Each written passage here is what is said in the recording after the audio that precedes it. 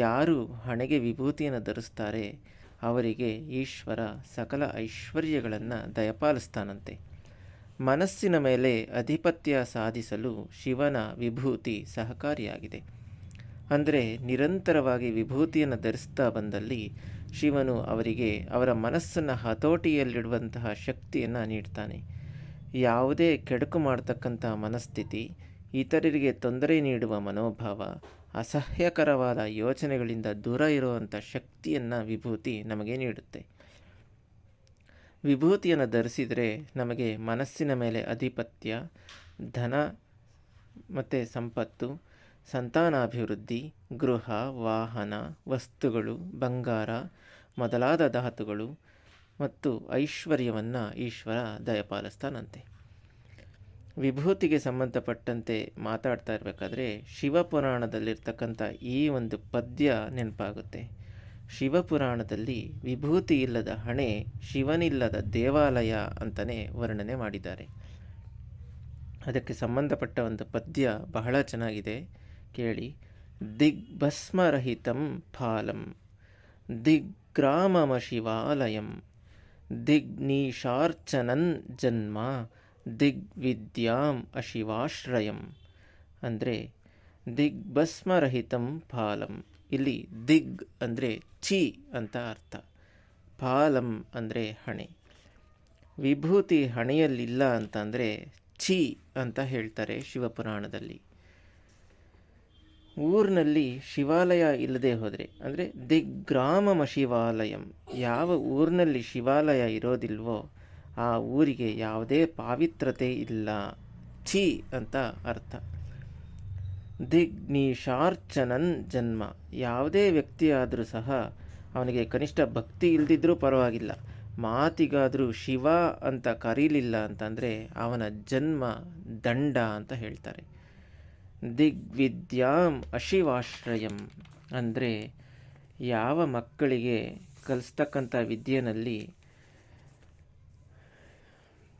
ಶಿವನಾಮ ಸ್ಮರಣೆಯನ್ನು ಹೇಳ್ಕೊಡೋದಿಲ್ವೋ ಅಂತಹ ವಿದ್ಯೆ ಸಹ ದಂಡ, ಉಪಯೋಗ ಇಲ್ತಕ್ಕಂಥದ್ದು, ಛಿ ಅಂತ ಶಿವಪುರಾಣದಲ್ಲಿ ಹೇಳಿದ್ದಾರೆ.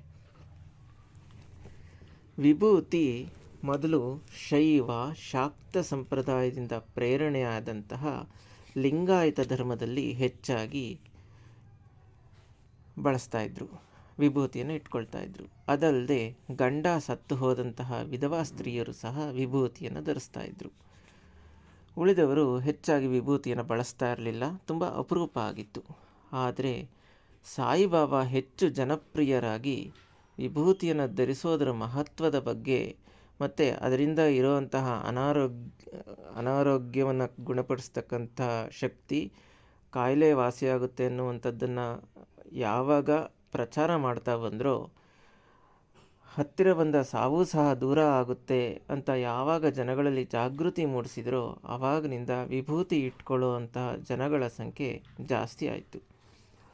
ಅದಕ್ಕಿಂತ ಮುಂಚೆ ಹೆಚ್ಚು ಜನ ವಿಭೂತಿಯನ್ನು ಬಳಸ್ತಾ ಇರಲಿಲ್ಲ. ಗುರುಚರಿತ್ರೆಯಲ್ಲಿ ವಿಭೂತಿಗೆ ಸಂಬಂಧಿಸಿದ ಈ ಕತೆ ವಿಭೂತಿಯ ಮಹತ್ವದ ಕುರಿತು ಸಾರಿ ಹೇಳುತ್ತೆ.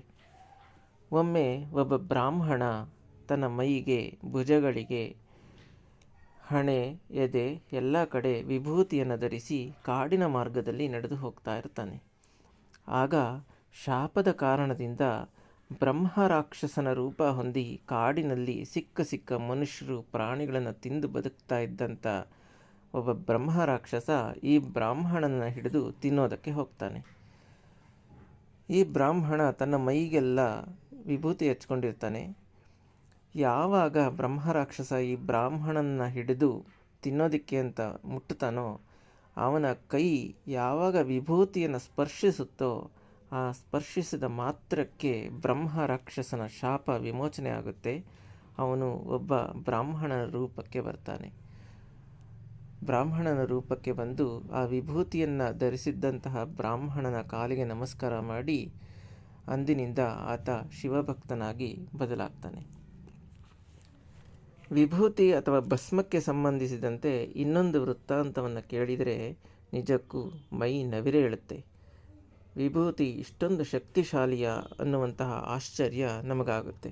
ಅದೇನೆಂದರೆ, ಒಮ್ಮೆ ಒಬ್ಬ ರಾಜ ತನ್ನ ಸೇವಕನ ಜೊತೆ ಕಾಡಿಗೆ ಬೇಟೆಗೆ ಹೋಗ್ತಾನೆ. ಇದ್ದಕ್ಕಿದ್ದಂತೆ ಜೋರು ಮಳೆ ಶುರು ಆಗುತ್ತೆ. ಮಳೆ ನಿಂತ ನಂತರ ಹೋಗೋಣ ಅಂತ ಅಲ್ಲೇ ಕಾಡಿನ ಮಧ್ಯೆ ಪಾಳು ಬೀಳುವಂತಹ ಸ್ಥಿತಿಯಲ್ಲಿದ್ದ ಶಿವಾಲಯದಲ್ಲಿ ವಿಶ್ರಾಂತಿ ತಗೋಬೇಕು ಅಂತ ಹೋಗ್ತಾರೆ. ಆ ಶಿವಾಲಯದಲ್ಲಿ ಒಂದು ಶಿವಲಿಂಗ ಇರುತ್ತೆ. ಸೇವಕ ತದೇಕ ಚಿತ್ತನಾಗಿ ಆ ಶಿವಲಿಂಗನ್ನೇ ನೋಡ್ತಾ ಕೂತ್ಕೊಳ್ತಾನೆ. ಸೇವಕ ಬಹಳ ಹೊತ್ತು ಶಿವಲಿಂಗವನ್ನು ನೋಡ್ತಾ ಇರೋದನ್ನು ನೋಡಿ ರಾಜ ಕೇಳ್ತಾನೆ, ಯಾಕೆ ಹಾಗೆ ಶಿವಲಿಂಗವನ್ನು ನೋಡ್ತಾ ಇದೆಯಾ ಅಂತ ಕೇಳ್ತಾರೆ. ಆಗ ಸೇವಕ, ಮಹಾರಾಜ, ನನಗೆ ಬಹಳ ವರ್ಷಗಳಿಂದ ಶಿವಲಿಂಗವನ್ನು ಪೂಜೆ ಮಾಡಬೇಕು ಅನ್ನೋ ಆಸೆ ಇದೆ. ಆದರೆ ಪೂಜಾ ವಿಧಾನ ನನಗೆ ಗೊತ್ತಿಲ್ಲ, ಶಿವಲಿಂಗದ ಪೂಜೆ ಹೇಗೆ ಮಾಡಬೇಕು ಅನ್ನೋದರ ಅರಿವು ನನಗಿಲ್ಲ ಅಂತ ಹೇಳ್ತಾನೆ. ಆಗ ರಾಜ ಹೇಳ್ತಾನೆ, ನಿನಗೆ ನಾನು ಶಿವಲಿಂಗವನ್ನು ಮಾಡಿಸ್ಕೊಡ್ತೀನಿ ಮತ್ತು ಶಿವಲಿಂಗಕ್ಕೆ ಹೇಗೆ ಪೂಜೆ ಮಾಡಬೇಕು ಅಂತ ಹೇಳ್ಕೊಡ್ತೀನಿ ಅಂತ ಹೇಳ್ತಾನೆ. ರಾಜ್ಯಕ್ಕೆ ಹಿಂದಿರುಗ್ತಾರೆ ಕಾಡಿಂದ. ವಾಪಸ್ ಬಂದ ಮೇಲೆ ರಾಜ ಮಾತಿನ ಪ್ರಕಾರ ಒಂದು ಒಳ್ಳೆಯ ಶಿವಲಿಂಗವನ್ನು ಮಾಡಿಸ್ಕೊಡ್ತಾನೆ ಸೇವಕನಿಗೆ. ಮಾಡಿಸ್ಕೊಟ್ಟು ಹೇಳ್ತಾನೆ, ಶಿವಲಿಂಗದ ಪೂಜೆಯನ್ನು ಈ ರೀತಿ ಮಾಡು. ನೀನು ಪ್ರತಿದಿನ ಬೆಳಗ್ಗೆ ಎದ್ದ ತಕ್ಷಣ ಸ್ನಾನ ಮಾಡಿ ದೇಹ ಶುದ್ಧಿ ಮಾಡ್ಕೊ. ಮನಸ್ಸಿನಲ್ಲಿ ಯಾವುದೇ ಕಲ್ಮಶಗಳನ್ನು ಇಟ್ಕೊಳ್ಳದೆ ಪರಿಶುದ್ಧವಾದ ಮನಸ್ಸಿನಿಂದ ಶಿವನ ಲಿಂಗಕ್ಕೆ ಭಸ್ಮವನ್ನು ತಂದು ಅಭಿಷೇಕ ಮಾಡು. ನೀನು ದಿನನಿತ್ಯ ಊಟಕ್ಕೆ ಏನು ಮಾಡ್ಕೊಳ್ತೀಯ ಅಡುಗೆ, ಅದನ್ನೇ ನೈವೇದ್ಯ ಅಂತ ಶಿವನಿಗೆ ಅರ್ಪಿಸಿ, ನಂತರ ಪೂಜೆಯ ನಂತರ ಆ ನೈವೇದ್ಯವನ್ನು ಪ್ರಸಾದವನ್ನಾಗಿ ಸ್ವೀಕಾರ ಮಾಡಿ ಊಟ ಮಾಡು. ಇದಕ್ಕಿಂತ ಶ್ರೇಷ್ಠವಾದಂತಹ ಶಿವಪೂಜೆ ಮತ್ತೊಂದಿಲ್ಲ. ಯಾವುದೇ ಡಾಂಬಿಕ ಆಚರಣೆಗಳು ಶಿವನನ್ನು ಮೆಚ್ಚಿಸೋದಿಲ್ಲ. ನೀನು ಏನು ಪ್ರೀತಿಯಿಂದ ಅರ್ಪಿಸ್ತೀಯ ಭಸ್ಮ ಅಥವಾ ವಿಭೂತಿ, ಅದೇ ಶಿವನಿಗೆ ಅತ್ಯಂತ ಪ್ರಿಯವಾದದ್ದು ಅಂತ ಹೇಳ್ತಾರೆ. ಆಗ ಸೇವಕ ತುಂಬ ಖುಷಿಯಿಂದ ತನಗೆ ಕೊಟ್ಟಂಥ ಶಿವಲಿಂಗವನ್ನು ತಗೊಂಡು ಹೋಗ್ತಾನೆ. ತನ್ನ ಚಿಕ್ಕದಾದ ಮನೆಯಲ್ಲಿ ಒಂದು ಒಳ್ಳೆಯ ಜಾಗವನ್ನು ನೋಡಿ ಸೇವಕ ಮತ್ತು ಅವನ ಹೆಂಡತಿ ಭಕ್ತಿ ಶ್ರದ್ಧೆಗಳಿಂದ ಶಿವಲಿಂಗವನ್ನು ಪ್ರತಿಷ್ಠಾಪನೆ ಮಾಡಿಕೊಳ್ತಾರೆ. ಪ್ರತಿದಿನ ಸ್ಮಶಾನದಿಂದ ಭಸ್ಮವನ್ನು ತಂದು ಶಿವನ ಪೂಜೆ ಮಾಡ್ತಾ ಇರ್ತಾನೆ. ಒಮ್ಮೆ ಸೇವಕನಿಗೆ ಸ್ಮಶಾನದಲ್ಲಿ ಶಿವಾರ್ಚನೆಗೆ ಬೇಕಾದಂಥ ಭಸ್ಮ ಸಿಗೋದಿಲ್ಲ. ಅವನಿಗೆ ತುಂಬ ನೋವಾಗುತ್ತೆ. ಅಯ್ಯೋ, ಇಷ್ಟು ದಿನ ಶಿವಾರ್ಚನೆ ಮಾಡಿದೆ, ಆದರೆ ಇವತ್ತು ಭಸ್ಮ ಎಲ್ಲೂ ಸಿಗ್ತಾ ಇಲ್ವಲ್ಲ, ಹೇಗೆ ಶಿವಾರ್ಚನೆ ಮಾಡೋದು, ಪೂಜೆ ನಿಂತೋಗುತ್ತಲ್ವಾ ಅಂತಂದೇಳಿ ತುಂಬ ನೊಂದುಕೊಳ್ತಾ ಇರ್ತಾನೆ. ಆಗ ಆ ಸೇವಕನ ಹೆಂಡತಿ ಬಂದು, ಯಾಕೆ ಹೀಗೆ ದುಃಖ ಪಡ್ತಾ ಇದ್ದೀರಾ, ನಾನು ಹೇಳಿದ ಹಾಗೆ ಮಾಡಿ, ಶಿವ ಪೂಜೆ ಶಿವಾರ್ಚನೆ ನಿಲ್ಲೋದಿಲ್ಲ ಅಂತ ಹೇಳ್ತಾಳೆ. ಏನು ಅಂತ ಸೇವಕ ಕೇಳ್ತಾನೆ. ನನ್ನನ್ನು ಸುಟ್ಟು ಬಿಡಿ, ನನ್ನನ್ನು ದಹಿಸಿ ಆ ಭಸ್ಮದಿಂದ ಶಿವನ ಪೂಜೆಯನ್ನು ಮಾಡಿ ಅಂತ ತನ್ನ ಗಂಡನಿಗೆ ಹೇಳ್ತಾಳೆ. ಅದಕ್ಕೆ ಸೇವಕ ತುಂಬ ಮನಸ್ಸಿನಲ್ಲಿ ನೊಂದುಕೊಂಡು ಕಣ್ಣೀರು ಹಾಕ್ತಾ, ನಾನು ನಿನ್ನನ್ನು ಚೆನ್ನಾಗಿ ನೋಡ್ಕೊಳ್ತೀನಿ, ಯಾವುದೇ ಕಷ್ಟ ಬರದೆ ನಿನ್ನನ್ನು ಚೆನ್ನಾಗಿ ನೋಡ್ಕೊಳ್ತೀನಿ ಅಂತಂದೇಳಿ ಮಾತು ಕೊಟ್ಟು ನಿನ್ನ ತಂದೆ ತಾಯಿಗೆ ನಿನ್ನನ್ನು ಮದುವೆ ಮಾಡಿಕೊಂಡು ನಾನು ಬಂದಿದ್ದೀನಿ. ಈಗ ನಿನ್ನನ್ನು ನಾನು ಸುಟ್ಟರೆ ಅದು ಮಾತಿಗೆ ತಪ್ಪಿದಂತಾಗುತ್ತೆ, ಅದು ತಪ್ಪಾಗಲ್ವಾ ಅಂತ ಕೇಳಿದಾಗ ಸೇವಕನ ಹೆಂಡತಿ ಹೇಳ್ತಾಳೆ, ಇಷ್ಟೂ ದಿನ ನೀನು ನನ್ನನ್ನು ತುಂಬ ಪ್ರೀತಿಯಿಂದ ಚೆನ್ನಾಗಿ ನೋಡ್ಕೊಂಡಿದ್ದೀಯಾ, ಅಷ್ಟೇ ಸಾಕು. ನನ್ನ ಈ ದೇಹ ಶಿವನ ಪೂಜೆಗೆ ಅರ್ಪಣೆ ಆಗುತ್ತೆ ಅಂದರೆ ಅದಕ್ಕಿಂತ ಪುಣ್ಯ ನನಗಿನ್ನೇನಿದೆ. ಹಾಗಾಗಿ ದಯವಿಟ್ಟು ನನ್ನನ್ನು ಸುಟ್ಟು ಬಿಟ್ಟು ಆ ಭಸ್ಮದಿಂದ ಶಿವಾರ್ಚನೆ ಮಾಡು. ಯಾವುದೇ ಕಾರಣಕ್ಕೂ ಶಿವಾರ್ಚನೆ ನಿಲ್ಲಬಾರದು, ಶಿವನಿಗೆ ಅಭಿಷೇಕ ನಿಲ್ಲಬಾರದು ಅಂತಂದೇಳಿ ಹೇಳ್ತಾಳೆ. ಆಗ ನೊಂದ ಮನಸ್ಸಿನಲ್ಲೇ ಸೇವಕ ಒಪ್ಕೊಳ್ತಾನೆ. ಅವರ ಮನೆಯ ಪಕ್ಕದಲ್ಲೇ ಪಾಳು ಬಿದ್ದಂತಹ ಒಂದು ಮನೆಯಲ್ಲಿ ತನ್ನ ಹೆಂಡತಿಯನ್ನು ಕೂಡಿಸಿ ಆಕೆಯನ್ನು ಸುಟ್ಟು ಬಿಡ್ತಾನೆ. ಸುಟ್ಟು ಆ ಭಸ್ಮವನ್ನು ತರ್ತಾನೆ. ತಂದು ಶಿವಾರ್ಚನೆಯನ್ನು ಮಾಡ್ತಾನೆ, ಶಿವನಿಗೆ ಅಭಿಷೇಕವನ್ನು ಮಾಡ್ತಾನೆ. ಮಾಡಿದ್ದಂತಹ ಅಡುಗೆಯನ್ನು ಇಟ್ಟು ನೈವೇದ್ಯ ಮಾಡ್ತಾನೆ. ಎಲ್ಲ ಪೂಜೆ ಆದಮೇಲೆ ಪ್ರತಿದಿನ ಹೇಗೆ ಹೆಂಡತಿಯನ್ನು ಕರೆದು ನೈವೇದ್ಯವನ್ನು ಪ್ರಸಾದವನ್ನಾಗಿ ಕೊಡ್ತಾ ಇದ್ದ, ಅದೇ ಅಭ್ಯಾಸ ಬಲದಿಂದ ಹೆಂಡತಿಯನ್ನು ಕರೀತಾನೆ. ಅವನು ಮರ್ತೋಗಿರ್ತಾನೆ, ನಾನು ನನ್ನ ಹೆಂಡತಿಯನ್ನು ಸುಟ್ಟು ಈ ಭಸ್ಮದಿಂದ ನಾನು ಪೂಜೆ ಮಾಡಿದ್ದೀನಿ ಅನ್ನೋದನ್ನು ಮರೆತು ಅಭ್ಯಾಸ ಬಲದಿಂದ ಹೆಂಡತಿಯನ್ನು ಕರೀತಾನೆ. ಪೂಜೆ ಆಗಿದೆ, ಬಂದು ಪ್ರಸಾದವನ್ನು ಸ್ವೀಕಾರ ಮಾಡುವಂಥ ಆಶ್ಚರ್ಯ ಅನ್ನುವಂಥ ರೀತಿಯಲ್ಲಿ ಒಳಗಿನಿಂದ ಹೆಂಡತಿ ಬಂದು ಗಂಡನ ಮುಂದೆ ನಿಂತ್ಕೊಳ್ತಾಳೆ. ಯಾವಾಗ ಹೆಂಡತಿ ಬಂದು ಗಂಡನ ಮುಂದೆ ನಿಂತ್ಕೊಳ್ತಾಳೆ ಆಗ ಸೇವಕನಿಗೆ ಅನಿಸುತ್ತೆ, ಅಯ್ಯೋ, ನನ್ನ ಹೆಂಡತಿಯನ್ನು ನಾನು ಸುಟ್ಟು ಆ ಭಸ್ಮದಿಂದ ಅಲ್ವಾ ಶಿವನಿಗೆ ಅಭಿಷೇಕ ಮಾಡಿದ್ದು, ಹಾಗಿರಬೇಕಾದ್ರೆ ಹೇಗೆ ನನ್ನ ಮುಂದೆ ಬಂದು ನನ್ನ ಹೆಂಡತಿ ನಿಂತ್ಕೊಂಡಿದ್ದಾಳೆ ಅಂತ ಆಶ್ಚರ್ಯ ಆಗುತ್ತೆ.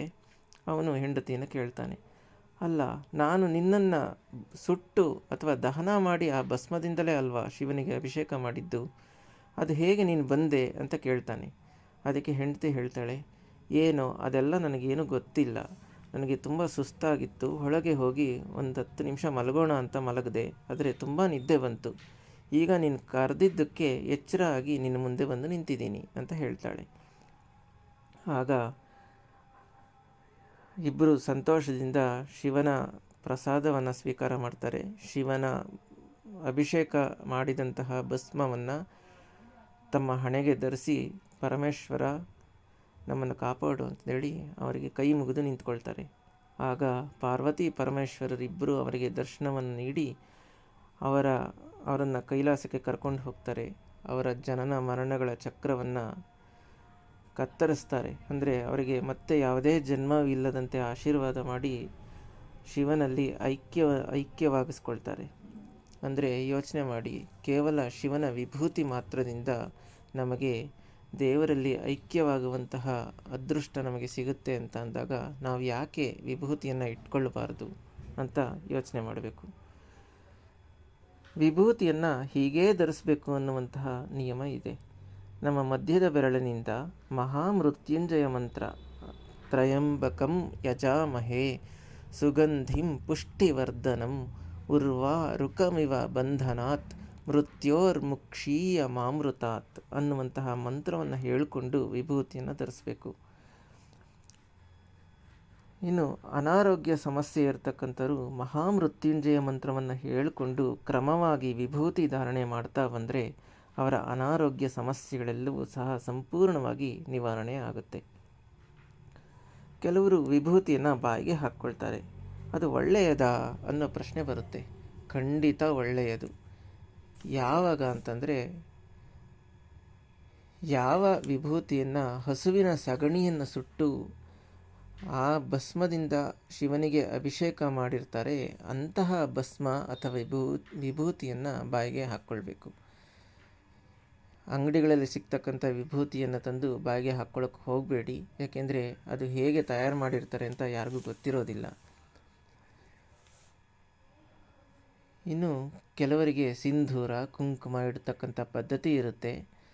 ಅವರ ಸಂಪ್ರದಾಯ, ಅವರ ಪದ್ಧತಿಯನ್ನು ಬದಲಾವಣೆ ಮಾಡ್ಕೊಳ್ಳಿ ಅಂತ ನಾವು ಹೇಳೋದಿಲ್ಲ.